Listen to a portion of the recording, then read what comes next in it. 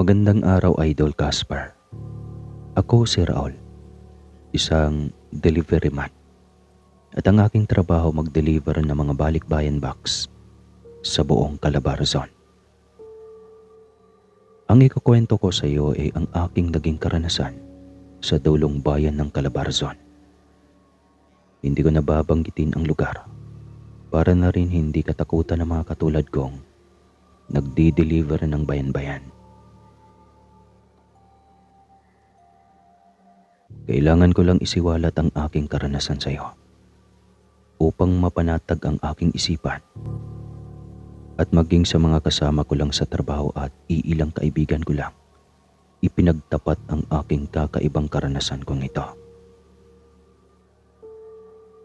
Alam ko rin ikaw lang ang makakaunawa sa akin kahit mahirap paniwalaan at mahiwaga.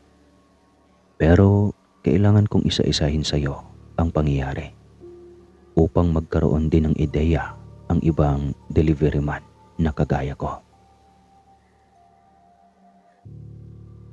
Alas 4 pa lang ng umaga, umaalis na ako sa Maynila para na rin makaiwas sa traffic at baon ko ang aking lakas ng loob at nagdadasal muna ako bago lumabas ng aming pintuan. Pinalaki kaming ganyan ng aming mga magulang dahil purong Katoliko kami. Marami na akong naging karanasan sa pagbiyahe at alam ko naman na mahiwaga ang paligid natin. Pero kakaiba itong aking karanasan. At nito lang nangyari ito bago mag-pandemic. Bago ako umalis, binusog ko muna ang aking tiyanon upang hindi ako mahirapan sa aking biyahe. At uminom na rin ako ng tubig, pati mga vitamins. Iyan ang panlaban ko sa aking katawan. Dahil may mga anak na ako at kailangang tumagal pa ang buhay ko.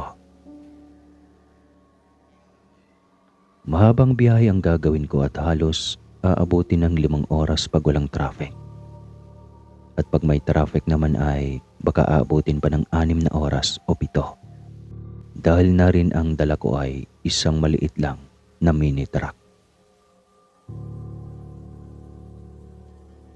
Paggamit ito ng kumpanya namin at ang laman ay 3 malalaking kahon na balikbayan box para sa 3 bayan. At sa iisang probinsya ang pagdadalhan ko. Nakarating agad ako sa bayang iyon at nakaramdam ng gutom. Agad akong naganap ng makakainan. Hindi kasi ako po pwedeng kumain sa mamahaling restaurant dahil kapos ang aking dalang pera. Panggasolina pa ito at ang sahod naman namin ay buwanan. Kaya naman naganap ako ng karinderya. Matagal bago ako nakakuha kasi namili pa ako ng medyo malinis na lugar. At sa isang dulo ng highway ay nakakita ako ng isang maliit lang na karinderya pero malinis naman. At ang lugar ay napakaganda at kay ganda ng mga tanawin. Matataas ang bundok at sa highway na iyon, dumadaan lahat ang patungo sa malaking probinsya ng Region 4A. Mabait naman ang tendera na ang tawag ko ay si Manang. Palangiti ito at makwento. Ang pinagtatakhan ko lang at naitanong ko rin sa kanya. Manang, napakarami naman ang kalamansi ninyo dito. Bakit po kailangang napakaraming kalamansi sa bawat kanto ng karinderya mo? Para saan po ba ito? Ano po ba ang putahe ninyo? May sisig po ba kayo? Sayang di ko naabutan. Tanong ko pa kay Manang. Iho, magdala ka niyan at ilagay mo sa iyong backpack. At kung sakaling maggutom ka sa lugar na ito o sa kabilang bayan man, ay gamitin mo yan. Ipiga mo sa magugustuhan mong putahe. Kahit saan ka man kumain karinderya at kahit saang lugar dito sa tabi ng highway at bago ka kumain, pigaan mo ng kalamansi ang napili mong ulam. Saad ng matanda na bigla kong ikinagulat. Kasi paano kung iba ang ulamin ko? Kunwari hotdog, di kaya itlog. Patakan ko ng kalamansi. Kasi yun madalas ang inuulam ko kapag medyo kinakapos-kapos ako. Dahil taga Maynila ako ay mahirap paniwalaan at mahirap intindihin ang sinabi ng matanda. Alam ko naman na concern lang sa akin ang manang, pero nagdadalawang isip ako sa kanyang sinabi. Anong koneksyon ng kalamansi sa mga ulam? At dahil nga laki naman ako sa syudad, talagang ang hirap intindihin. Lahat ng mga sinasabi ng matanda ay hindi ko talaga mag-gets nun. Pagkaalam ko lang kasi sa kalamansi ay nilalagay si sisig o di kaya ay sausawan. Kapag nilagay ko to sa kahit anong ulam ay aasim ang ulam kung lahat ay pipigaan ko. Magulo talaga itong si Manang. Bulong ko pa. Pero dahil sa pakikisama, dumampot ako ng 5 piraso at iniligay ko nga sa bag ko at nakatatak sa isip ko ang sinabi ng matanda. Nagbiro pa nga ako. Ito po bang ulam na kukunin ko sa inyo? Pipigaan ko pa rin ba? Pwede naman iho, pero hindi yan para sa akin. Sa pagkakataong ito at matagal ko nang ginagawa ang mga magpapaalala sa mga biyahero. Marami na akong natulungan. Kaya ang payo ko sa iyo, lahat ng bilin ko ay susundin mo ha. Dahil ito ay para sa iyo din. Alam kong pamilyado ka na. Sumunod naman ako sa sinabi ng manang at wala namang nabago sa ulam na inorder ko sa kanya. At umasim nga lang ang aking adobo at natawa pa nga ako. At muli akong nagtanong sa kanya at biniro ko pa ito. Manang, niloloko mo yata ako eh. Wala namang nangyari ah. Bakit ba? Pag sa iba ko ba ginawa yon? Ano po ba ang mangyayari? Talaga bang bubula ang ulam? Pero sige po manang, lalahanin ko lahat ng bilin mo. Salamat po. Basta ang bilin ko, ayaw kitang takutin pero pag kinain mo ang ulam na bumubula, may lason iyon iho. Makakaramdam ka ng sakit ng tiyan at pwede mo yung ikamatay pag oras na hindi ka nakakita ng manggagamot na taga rito rin. Muli, ako naman ay nagmamalasakit lang sa mga biyaherong kagaya mo. Ayaw kong siraan ang aking mga kababayan pero sobra na sila. Kaya naman bilang isang ina ay kailangan ko kayong tulungan. Tandaan mo ang bilin ko ha. At kung sakaling mapadaan ka muli dito sa akin, kahit kumuha ka lang ng kalamansi, bibigyan kita. Kahit hindi ka na kumain, tandaan mo lang ang bilin ko iho. Dagdag pa ni Manang. Umalis akong tatawa-tawa at hindi ko maintindihan ang aking iisipin sa matanda. Pero iniisip ko, ano ba ang masama, bakit nga ba hindi ko subukan? Dahil kami ang mga biyahero, umaasa lang kami sa mga kagaya nilang karinderya sa tabi ng daan. At kapag kami inabot ng gutom sa daan, talagang kakain at kakain kami sa kanila. Kasi minsan ay nakakasawa din palagi ang tuyo at sardinas. At bakit nga ba hindi ko susubukan kung makakatulong naman sa akin? 3 ang anak ko at kabataan pa. Hindi pa ako pwedeng mamatay.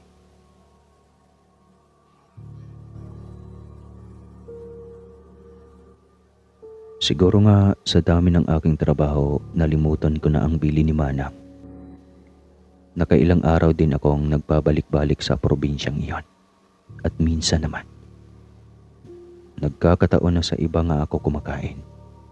Pero sa mga mamahaling restaurant naman. At may budget ako or binigyan ako ng tip ng suki ko na may-ari ng balikbayan box. Kaya hindi ko naaalala ang kalamansi ni Manang. Lalo na kung fast food naman ang kakainan ko. Subalit isang araw, napadako ako sa dulong-dulo na ng Region 4A at isang maliit na kabayanan lang ang aking napuntahan.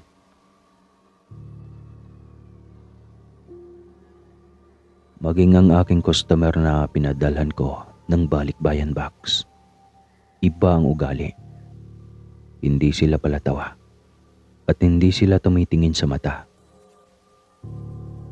Hindi kagaya sa ibang bayan na napuntahan ko. Mababait at palangiti. Kumpara sa napuntahan ko ngayon. Mga suplado ang mga tao dito sa lugar na ito. At matapos kong iabot ang balikbayan box nila na galing Saudi, hindi man lang ako binigyan ng tip. Sa isip ko, sama naman ang ugali nito mga ito.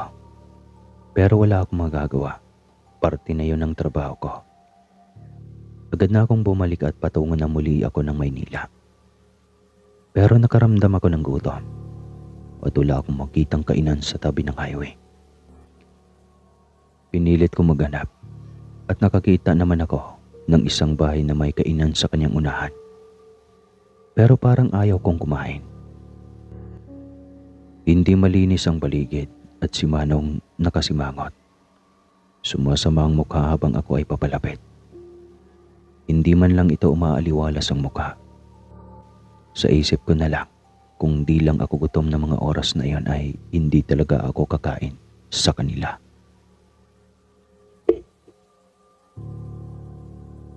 Hanggang sa pumili na nga ako ng ulam at ang nagustuhan ko ay ang sisig. Paborito ko kasi iyon. Kahit sa Maynila, yun ang malimit kong binibili sa mga karinderyang nadadaanan ko.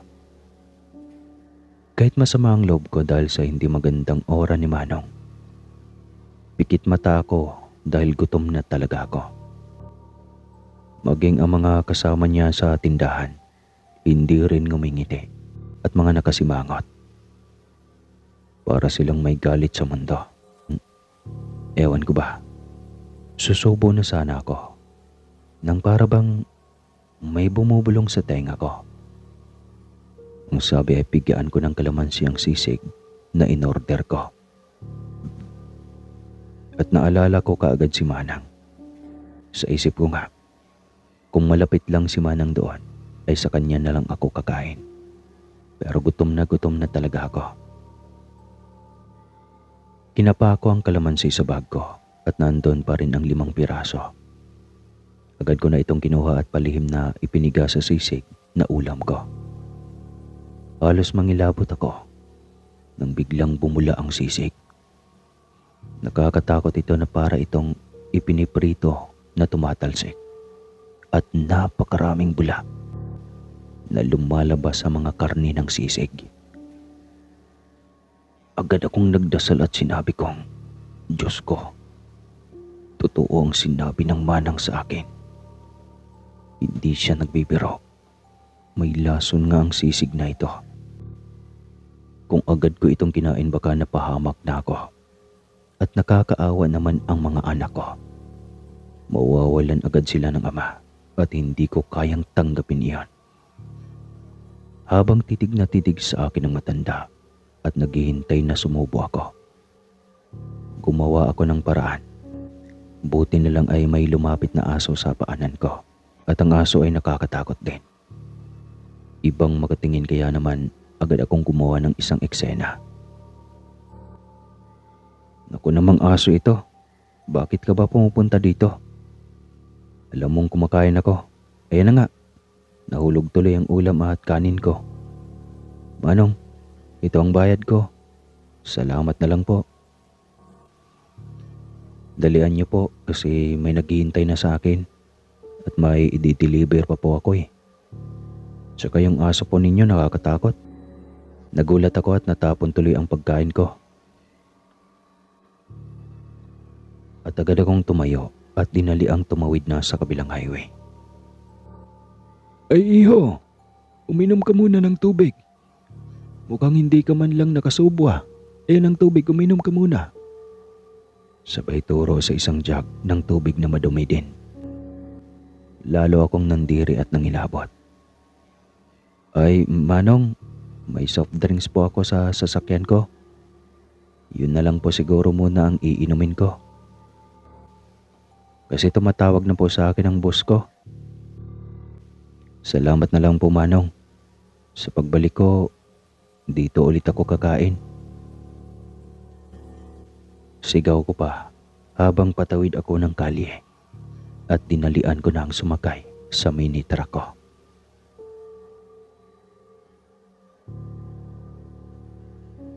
Umarurot na ako at napakabilis ang aking pagpapatakbo. Kailangan ko makaalis sa bayan na iyon kaagad. Alam kong hindi sila ordinaryong tao lamang. At tama nga ang mga sinabi ni Manang na may mga lason nga ang pagkain nila.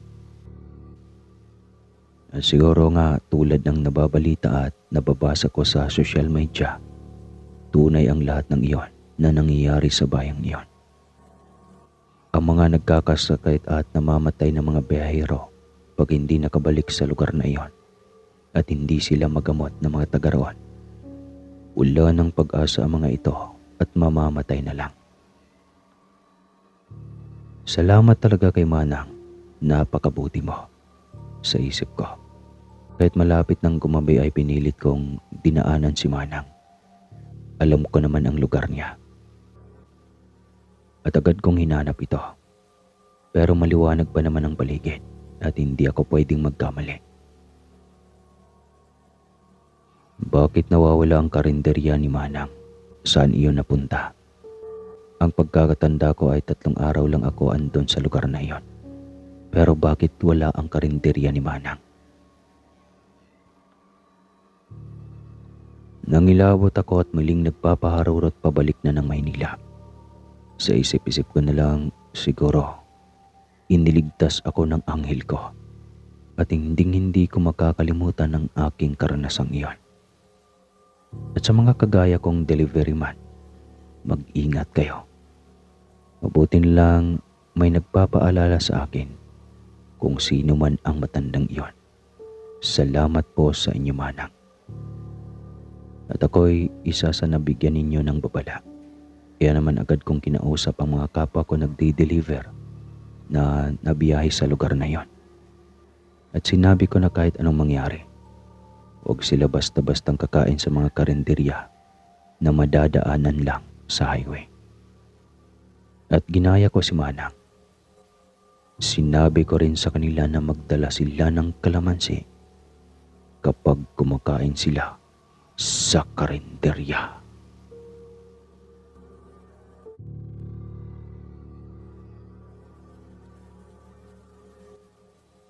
Isang mapagbalang araw, Sir Casper. Salamat at ang kwento ko ang napili mo.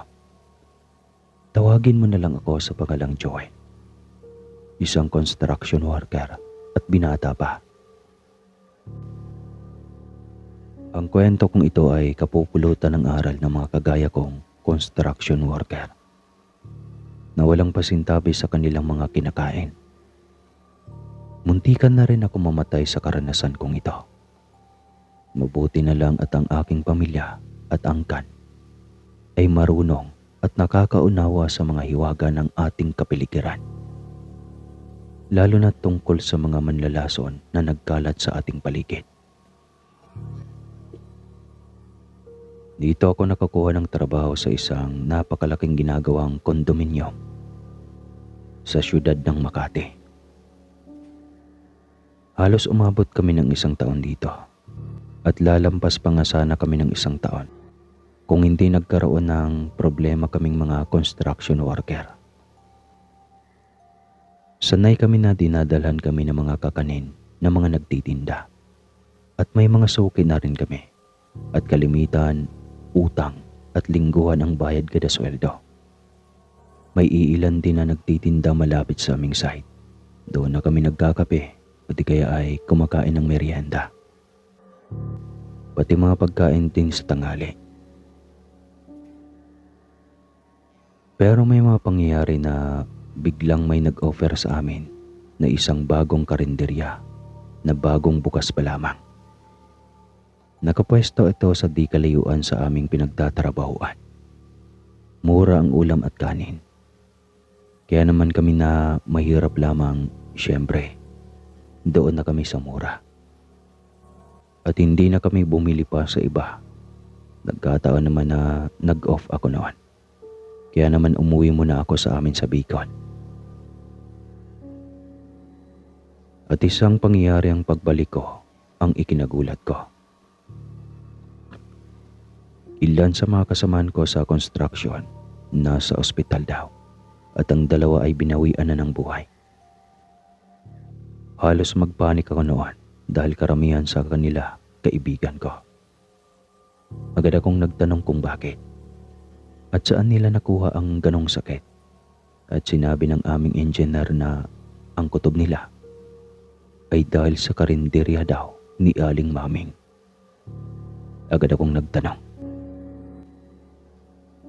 sino bang maming na yon at bakit doon nila nakuha ang sakit ng tiyan nila? Sinagot ako ni engineer na yun daw bagong kainan at itinuro sa akin kung saan. Naalala ko ang bagong kainan na bagong bukas bago ako mag-day off. At inoobserbahan na daw iyon ng kapulisan dahil umabot na daw ng nasa 10 construction worker ang nasa ospital. Sa isip-isip ko na lang mabuti na lang ay umuwi ako sa Bicol. Kung hindi ay siguradong isa ako sa mga na-confine din sa ospital. Pinag-aralan ko ang karinderya ni Aling Maming. Ano bang meron dito? At bakit nagkaganon ang mga kasamahan ko? Bumungad sa akin ang isang matanda. Halos sa tingin ko baka nasa 60 anyos na ito. Wala akong balak kumain dahil duda na ako. Eto, natingin ng diretso sa mata ko. At dahil nga may kaalaman ang aking pamilya, may dala akong pangontra sa katawan ko. Matagal ko nang dala-dala ito. Bata pa lang ako ay nasa akin na ang pangontra kong ito. Para ito sa mga masasamang nilalang sa paligid ko. Ayaw kong mangialam pero naglakas loob akong magtanong sa matanda. Magandang araw po, Aling Maming. Ano po ang nangyayari sa mga kasamahan ko? Ang alam ko po kasi sa inyo na daw sila kumakain. Noong bago ako umalis patungong Bicol. At yung narinig ko pa po kay engineer, nalason daw po. Ano po ba ang nakain nila? Baka po may nakahalo na hindi maganda sa inyong ulam. Agad ng laki ang mga mata nito at lisik na lisik. Galit na galit ito sa akin.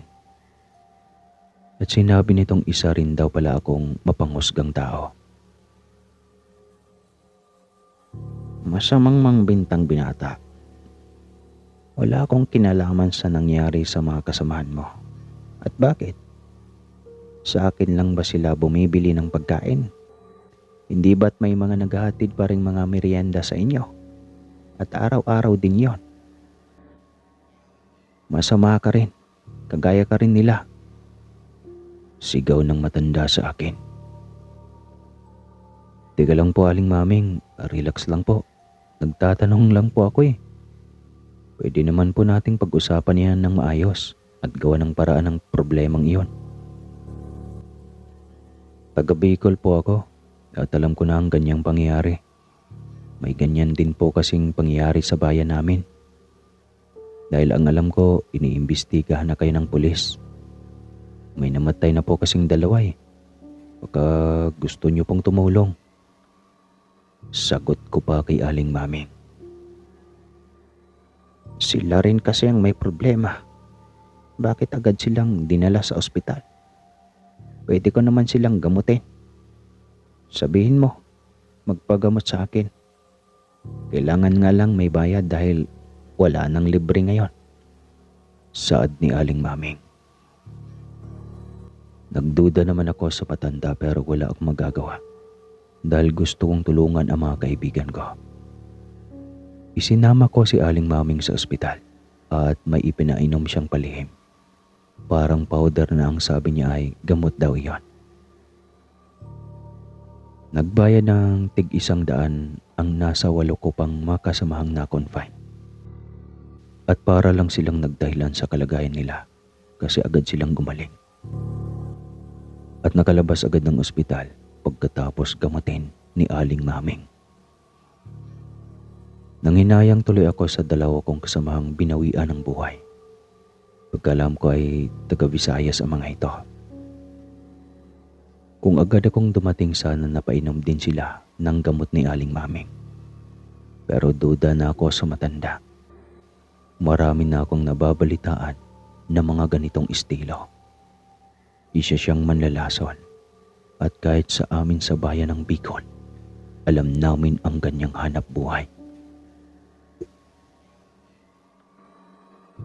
Dahil sa aking mga kaibigan, kahit pa alam kong mali, hinayaan ko lang. Patay mali siya ako para lang makauwi ng buhay ang mga ito sa kanilang pamilya. At matapos makalabas ang 8 kong kasamahan sa ospital, binalikan namin si Aling Maming. Pero wala na ito at agad daw na umalis at hindi na namin naabutan pa. Marami pang mabibiktima si Aling Maming. Magtatayo muli ito ng karinderya at iyak may magbubuwis muli ng buhay. Lilipat lang ito sa ibang lugar kaya maging alisto kayo. Lalo na sa mga kagaya ko na mga construction worker. Huwag agad-agad kakain ng mga pagkain hindi kayo sigurado kung saan galing. Dahil si Aling Maming nakaabang lang sa tabi-tabi at naghahanap ng bagong biktima at gagawa ulit ng kanyang sariling karinderya.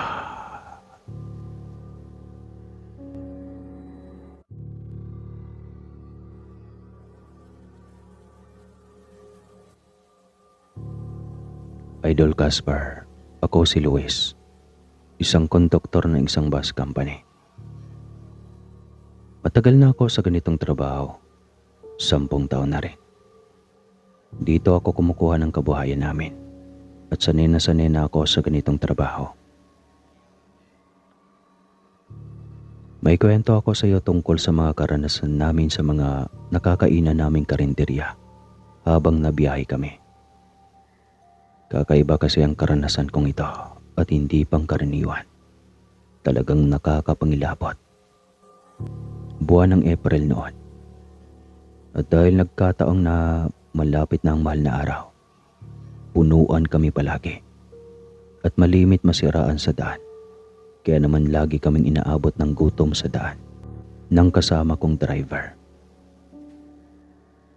Aminado kong may kalumaan na ang bus company namin. Pero okay lang. Still, kaya pa naman. Minsan ay maghahanap lang kami ng karinderya sa tabi ng mga highway ng aming nadadaanan. At solved na ang gutom namin. May suki kami. Si Aling Esther kung tawagin namin. Mabait ito at napakasarap magluto. Lutong bahay ang kanyang atake sa kanyang mga putahe. At madami itong magbigay, hindi gaya ng ibang karinderya. Kaya naman hindi lang kami suki niya, kundi mas marami pa. Maliit lang ang kanyang karinderya, nakatabi ng highway. May kasama siyang apo na lalaking katulong niya, at ang kanila daw bahay ay sa taas ng bundok.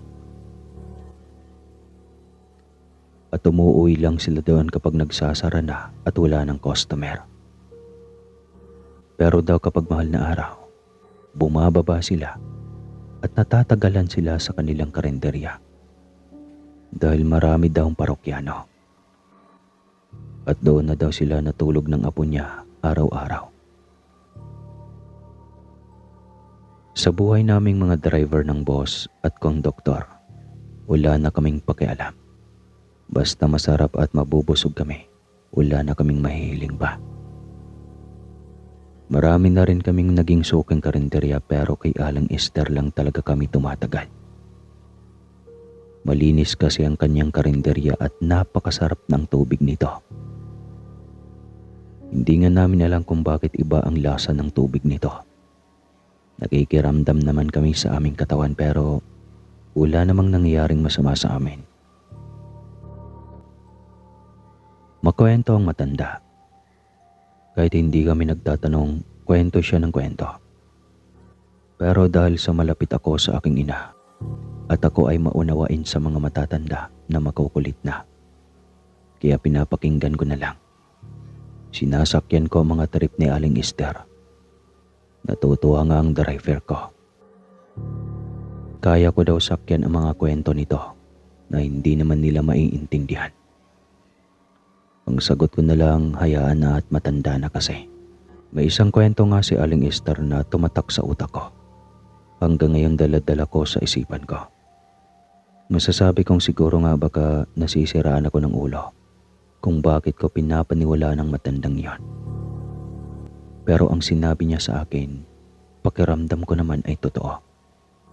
Kayo na ang humusga kung kayo man ay maniniwala. Pero sa bawat bigkas ng kanyang salita, parang nai-imagine ko na parang ang tunay nga ito.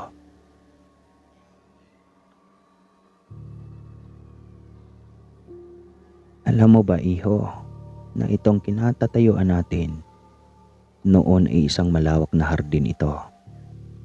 Dito ipinanganak ang buong angkan namin. Pero dahil sa ginawa na itong malawak na highway, nabulabog kami. Kaya kami nagtungo sa taas ng bundok at doon kami nanirahan.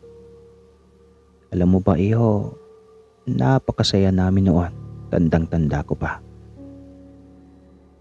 Mga 1960, nandito pa ang aking mga ninuno.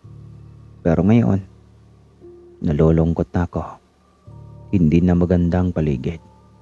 Dahil sa mga malalaking sasakyan na kagaya ng dinadala ninyo. Kwento ni Aling Esther at halata ko sa kanyang mukha ang lungkot. Dahil nga sinasakyan ko lang ang mga sinasabi niya at buong akala ko ay totoo. Ang sagot ko naman ay, maganda pa rin naman po ah. Hindi ba kay ganda naman ang tanawin, lalo na yung bangin?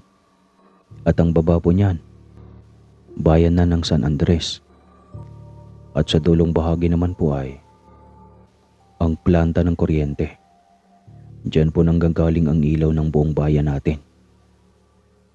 Yun na lang ang sagot ko. Sinasabing mga ninuno niya noong 1960 ay siguro nga kako ay doon sila naninirahan. At mga lumang kabahayan nga ang nandun. Walang pumasok sa isip ko kung kakaiba dahil normal lang naman ang binanggit niya. Mapuputo lang ang aming pag-uusap pag humudyat ng driver ko na aalis na daw kami. Ganun po palaging senaryo namin. Kaya agad akong magpapaalam kay Aling Esther at nakangiti itong kakaway sa akin. Subalit isang araw na nabalitaan namin, babaguhin na daw ang highway at ilalagay na ito sa isang shortcut sa taas ng bangin. At nakita nga namin sa bawat daan namin doon ay inuumpisahan na ito at ang kabundukan ay pinapatag na. Alam ko sa lahat ng mga biyahedor dyan, pamilyar kayo sa lugar na ito. Please lang, huwag niyo munang i-comment ang pinaka-eksaktong lugar. Balik tayo sa kwento. Muli kaming kumain kay Aling Esther at malungkot na ito. Nanibago ako sa kanyang anyo at aura. Agad ko itong pinasaya at dahil sanay na ako sa kanya, biniro-biro ko ito. At sinabi ko na hindi bagay sa kanyang nakasimangot dahil napakaganda niya. At sumagot ito na. Muli na naman kaming aalis, iho. Baka lilipat na kami sa ibang parte ng bundok o sa kabilang bahagi nito. Mukhang dadaanan kami ng highway sa taas ng bundok. Kaya huwag kang magtataka kung isang araw wala na itong aking karinderya. At pasyensya ka na kung hindi na kita mapapakain ng masasarap kong putahe. Lagi kang mag-iingat, iho. Mabait ka at lagi mong iisipin si Aling Esther, ha? Huwag mo akong kalilimutan. At kung kakain ka man sa ibang kainan, matuto kang makiramdam. At baka mamaya, madumi ang iyong kinakain. Baka magkakasakit kayo. Malungkot na saad ni Aling Esther. Ewan ko ba? Hindi ko na pinansin pa ang kanyang mga pinapahiwatig sa akin. Basta tuloy lang ang pagkain ko. At ang matapos na kami at mahaba pa ang biyahe namin, binibiro ko siya. Sabi ko, busog na naman ako at tumataba na sa masasarap niyang putahe. Nakangiti pa ito sa akin at inabutan pa nga niya ako ng kakanin. Libre na lang daw iyon. Napakabait nga ni Aling Esther kung totoo man. Pero yun pala ang huli naming pagkikita. At ang mga susunod na pangyayari na aming malalaman ay nakakapangilabot na. Isang araw na hindi kami kumain sa lugar na iyon dahil nag-iiba na ang ruta namin. Kasi pansamantalang isinara ang highway. Dahil nga ginagawa na ito. At sa huling pagkakataon na napadaan kami, ay pwede na muling daanan ito. Tinignan ko ang lugar at nagtaka kami ng driver ko dahil wala na doon ang karinderya ni Aling Esther. At sandali kaming tumigil at pinagmasdan ang lugar. At nagtataka talaga kami. Dahil para bang yung lugar na iyon ay hindi man lang natayuan ng kahit isang uri ng bahay o karinderya. Pare, asan na ang karinderya ni Aling Esther? Dito tayo kumakain dati ha. At ilang araw lang naman tayong hindi napapadaan dito. Pero naging kagubatan agad-agad ang pwesto ng karinderya ng matanda. Kinilabutan ng driver ko. Nagpalingalinga naman ako at nagbago talaga ang paligid. Ang kilabot ko at nervyos kakaiba na ng mga oras na iyon. At ang napuna ko pa, wala namang batong malaki doon noong kumakain kami sa lugar na iyon. Halos kalahati ng bus namin ang laki ng bato. Paano nangyari iyon? Nanlaki talaga ang mga mata namin ng driver ko at agad kaming umalis sa lugar. Nagkataon namang may sumakay na matandang lalaki at mukhang taga roon sa lugar na iyon. Agad namin itong tinanong. Manong, taga rito ka po ba? Tanong ko sa matanda at maging sa matandang sumakay ay nagduda na tuloy ako. Oo naman, taga rito ako. Diyan lang ang punta ko sa kabilang highway. Paitaas niyan. Nandyan ang bahay ng kapatid ko at may kukunin lang ako. Bakit? Tanong ng matandang lalaki. Asa na po kaya yung karinderya dyan ni Aling Esther? Kilala niyo po ba siya? Diyan po kasi kami malimit na kumakain. Pero buhat po nung ginagawa na itong highway, ay hindi kami nakadaan ng ilang araw lang naman. At bigla pong nawala ang karinderya pagbalik namin ngayon. Saan po kaya siya lumipat? Suki po kasi kami. Sa kanya po talaga kami kumakain pag wala na kaming mga pasahero at papunta na kaming terminal. Saad ko at sinigundahan pa ng driver ko ang sinabi ko. Ano ka mo? Karinderya ba? Abay, wala namang nakatayong karinderya dyan ah. Matagal na yung kagubatan. Saan bang parte? Doon ba sa may malaking bato? Wala dyang nakatayo kahit noon pa man. Sa tagal ko na dito sa lugar na ito, dito na ako tumanda. Wala dyan kahit na anumang nakatayong bahay o karinderya. At kung napupuna lang ninyo, di ba? Tignan nyo. Wala nga dyang kabahayan. Uwi ka pa ng matanda. Nagkatinginan na lang kami ng driver ko at nangilabot. Hindi kami pwedeng magkamali. Ano ba naman kami, mga bata? Sa tagal naming kumakain kay Aling Esther, ano ba yon? Biruan o pinaglaruan lang kami. Pero ang nakakapagtaka, bakit parang ang walang nakatira o nagtirik man lang ng bahay sa lugar na iyon? Dahil may malaking ang bato doon. At noon namang kumakain pa kami sa karinderya ni Aling Esther ay walang ganong kalaking bato.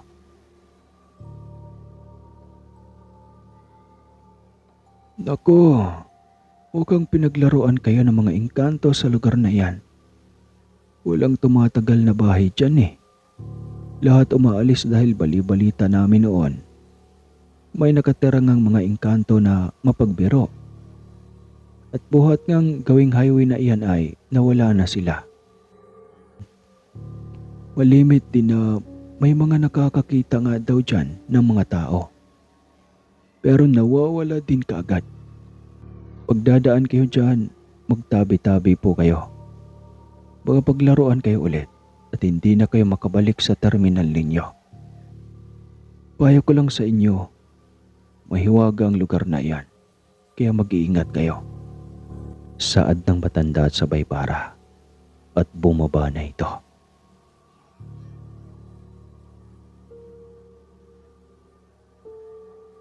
Hindi na kami nakapagsalita ng driver ko hanggang sa terminal. Nagtitigan kami pero nananatili kaming tulala at nangingilabot. Paano naman ipapaliwanag sa aming mga sarili na ilang beses din kaming kumain kay Aling Esther? Pasalamat na lang at mabait si Aling Esther at hindi kami ginawa ng masama. Hindi namin nalalaman at nararamdaman na kami pala ay nasa panganib na. Salamat na lang kay Aling Esther at mabait ito. Paano kung hindi siya mabait? Siguro hindi na kami makakabalik pa sa aming mga pamilya. Hanggang sa isinara na ang highway na iyon. At wala nang nakakadaan pang mga malalaking sasakyan. Dahil ginagawa na ito ng DPWH at ginagawa na ang highway patungo sa taas ng bundok. Sa ngayon, napapaisip ako sa lahat ng ikwento sa akin ni Aling Esther. Hindi ko agad nahalata na kakaiba ito at ngayon lang muli pumasok sa isip ko na hindi nga sila tao dahil sila ay mga engkanto. Kaya tandaan po natin, matuto po tayong magtabi-tabi at matutong makaramdam lalo na at kayo ay nasa lugar na alanganin. Hindi po namin ito ginagawang katatawanan.